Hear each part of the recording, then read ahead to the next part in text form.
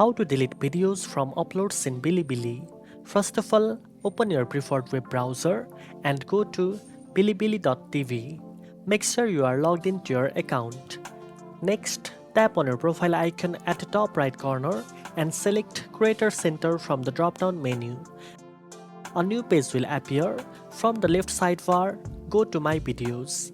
Here you will see all the videos you have uploaded. To delete the video, click on the checkbox on the video box, then click on the three-dot menu next to the video. You will see the option to delete. Click on it. A confirmation pop-up will appear asking if you are sure you want to delete the video. Simply click Confirm to permanently remove the video from your uploads. Your selected video will now be deleted from Bilibili. Now you know how to delete videos from uploads in Bilibili. If you found this video helpful, don't forget to like, share and subscribe for more tech tips.